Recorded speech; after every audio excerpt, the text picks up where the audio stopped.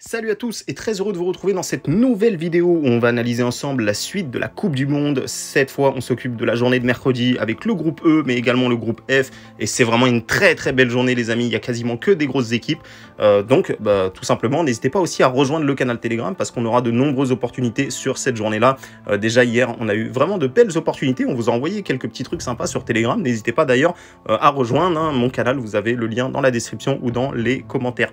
Rapide récap sur la journée d'hier. Énorme sensation avec l'Arabie Saoudite qui va battre l'Argentine. Mais nous, de notre côté, on encaisse, les amis, parce qu'on vous avait conseillé Messi buteur qui a marqué au bout de 10 minutes de jeu seulement. Donc ça nous permet d'éviter une belle douille ici. Vraiment, il y a beaucoup de gens qui ont dû crier à la frustration. Mais c'était pas notre cas. Par contre, nous, on perd là-dessus, les amis. On avait le bon scénario avec un match fermé. Mais le Danemark n'a pas réussi à marquer ce petit but qui leur aurait permis de prendre 3 points.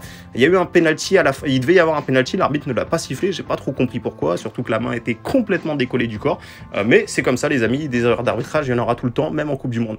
Le Mexique, on a été remboursé là-dessus. Et la France, comme vous le voyez, ça n'a pas commencé. J'espère qu'on l'encaissera pour faire une très belle journée.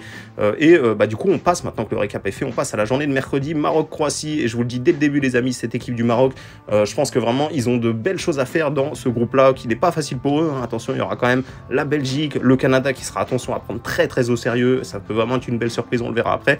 La Croatie et la Belgique, donc vraiment, c'est un groupe très intéressant. Franchement, pour moi, tout le monde peut passer ici.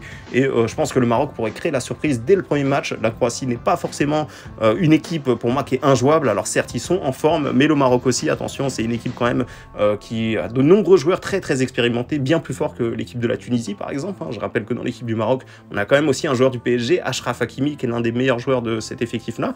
On a également le retour de Ziyech. Pour ceux qui ne le savent pas, le Maroc a changé d'entraîneur peu de temps avant la Coupe du Monde. Donc ils ont viré Valilodzi, qui était en conflit avec Ziyech. Et du coup, l'effectif a changé. Je pense que le Maroc a vraiment de quoi faire sur ce premier match. Et dans cette poule, je vais vous donner Maroc ou match nul, qui est coté à 1,70, et une victoire du Maroc, 1-0. Alors certes, de l'autre côté, il y a du nom quand même. Il y a Modric, il y a vraiment une équipe très talentueuse. Mais attention, la Croatie, c'est un petit peu vieillissant. Et le Maroc, je pense vraiment qu'ils ont un effectif capable de rivaliser dès ce premier match. On va passer au match Allemagne-Japon maintenant. Encore une fois, cette équipe du Japon, je m'en méfie, les amis. Ça peut être aussi une belle surprise lors de cette compétition-là. On a une équipe du Japon qui, au niveau de leur qualification, n'a pas terminé premier de son groupe, parce que je vous l'avais dit, les amis, c'est l'Arabie Saoudite qui a fini en première position, mais ils étaient juste un point derrière. Attention à cette équipe du Japon, pour ceux qui se souviennent de la dernière Coupe du Monde, ils étaient arrivés, je crois, en quart de finale, où ils menaient 2-0 contre la Belgique à la mi-temps, me semble-t-il, et la Belgique avait remonté 3-2 pour s'offrir une demi-finale contre la France. Donc méfions-nous de cette équipe du Japon qui est quasiment jamais ridicule en Coupe du Monde. Ils ont toujours fait plutôt des bons parcours, et contre l'Allemagne qui se cherche un peu, qui voudra bien évidemment faire oublier la dernière Coupe du Monde où ils avaient perdu, rappelez-vous, contre la Corée du Sud, alors que la Corée du Sud n'avait plus d'enjeu et ils avaient raté l'élimination comme ça. Donc méfions-nous de cette équipe d'Allemagne ici. Je vous propose directement Japon inscrit au moins un but, qui est coté à 1,67. C'est pas ouf, je pense pas que je le jouerai, la cote n'est pas value pour moi, mais je vois bien les Japonais inscrire un but face aux Allemands. L'Allemagne n'est pas non plus une forteresse imprenable en défense, ils prennent quelques buts et le Japon pourrait pourquoi pas en profiter. Je vous donne un petit 1 partout en score exact. Alors certes, c'est un scénario surprise, mais si vous voulez jouer quelque chose, je vous conseille d'aller sur du Japon inscrit au moins un but. On passe au match Espagne-Costa Rica. Je vous le dis d'avance, les amis, pour moi, Costa Rica est l'une des équipes les plus faibles de la Coupe du Monde. Même s'ils ont quand même un gardien qui est très fort, que tout le monde doit connaître, Keylor Navas, qui pourrait sortir de belles parades durant ce tournoi-là. Mais de l'autre côté, on a une équipe d'Espagne qui va jouer sur la possession et qui risque d'étouffer le Costa Rica. Je m'attends quand même à ce que les Espagnols déroulent plutôt assez tranquillement dans ce match-là. Néanmoins, je ne m'attends pas forcément à ce qu'il y ait du but. Il y a quand même un gardien qui est assez compétent, encore à cœur de réussir contre l'Espagne. Je rappelle que Keylor Navas aussi, c'est un ancien joueur du Real Madrid, les amis, donc il connaît sans doute quelques personnes qui jouent en équipe d'Espagne. Et je vois bien, pourquoi pas l'Espagne qui met moins de 3,5 buts. On a remarqué que depuis le début de cette compétition, hormis l'Angleterre, il y a très peu de buts. Donc pourquoi pas une petite et courte victoire de l'Espagne 1-0 avec Costa Rica qui tient bien en défense, avec Navas qui sortirait plusieurs parades, etc. Mais en tout cas, l'Espagne, je pense qu'au bout d'un moment, ils finiront par marquer un petit but et s'imposer. Mais en pronostic, je vous conseille Espagne inscrit moins de 4 buts, donc le moins de 3,5 buts qui est coté à 1,34. Le dernier match qui va être très alléchant, j'ai hâte de voir cette équipe du Canada que je suis depuis un petit moment et qui a fait une campagne d'élimination tout simplement remarquable.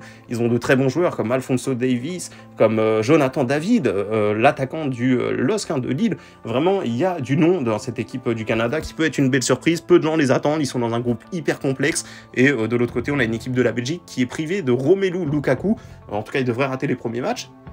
Moi, je m'attends à une équipe de Belgique qui va rentrer et qui va monter qui va monter au fur et à mesure de la compétition, mais je les vois démarrer doucement ici, je les vois pas forcément gagner dès le début. Alors forcément l'effectif est plus compétent du côté de la Belgique, ça on le sait tous, mais attention, le Canada, comme je vous l'ai dit, a quelques joueurs qui seraient capables de poser des problèmes.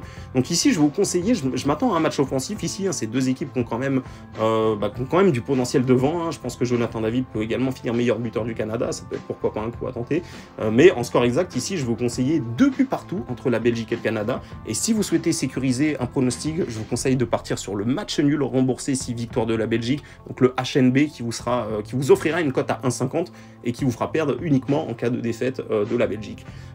Donc voilà les amis, ce sont mes avis, comme vous l'avez vu, je vois quelques surprises sur ces matchs-là. On aura sans doute 1 ou 2 pronostics dans le canal Telegram, hein, donc n'hésitez pas à rejoindre le canal Telegram, vous avez le lien dans la description ou dans les commentaires. Encore une fois, je le rappelle les amis, sur YouTube, voilà, on a 2 publics hein, sur ma chaîne YouTube, avec plusieurs d'entre vous qui demandent des pronostics, donc on essaye de partager des pronostics sur chaque match, mais de l'autre côté, il y a quelques abonnés à moi voilà, qui sont vraiment dans le même schéma que nous, hein, qui cherchent vraiment des values, etc. Et à ce public-là, je vous invite à rejoindre le canal Telegram parce que vous trouverez bien plus d'opportunités qui vous correspondent là-bas, tout simplement. Donc merci à tous d'avoir écouté cette vidéo, je vous dis à demain pour une nouvelle vidéo ou à tout de suite sur le canal Telegram.